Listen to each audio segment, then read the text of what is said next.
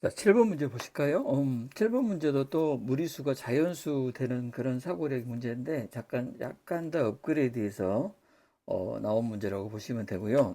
그걸 찾는 방법이 있고요. 그 다음에 먼저 문제를 하기 전에 우리가 알아야 될 내용이 하나 있죠.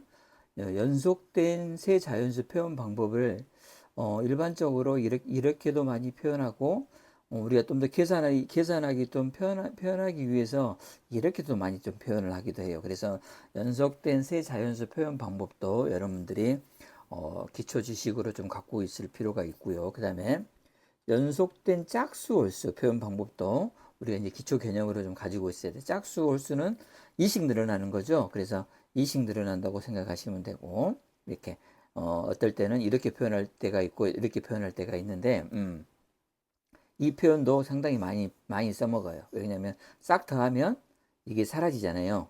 싹 더하면 이게 사라지죠. 그래서 이 표현도 많이 사용하고요. 그러니까 여러분들은 이 문제를 풀기 전에 세 자연수 표현하는 방법, 또 연속된 짝수 홀수 표현하는 방법, 이 두 개는 수학적인 어떤 기초 지식으로 좀 갖고 있으면 좋겠고요. 그러면 이걸 바탕으로 7번 문제 한번 해석해 봅시다.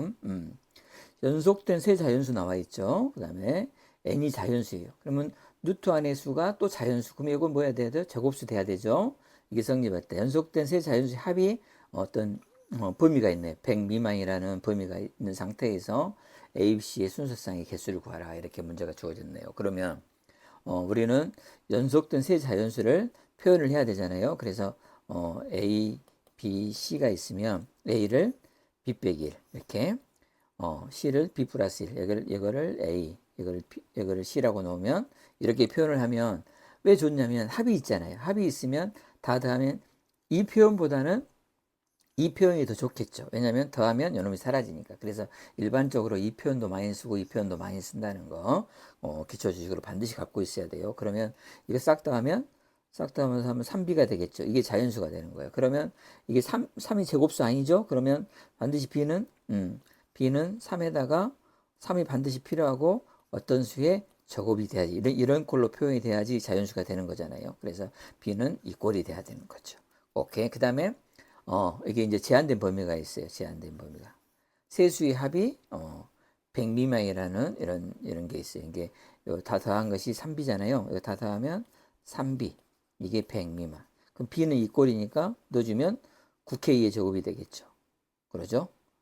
무슨 말이냐면 여기다가 3 곱하기 K의 제곱을 넣어주면 9K의 제곱 이렇게 되는 거죠.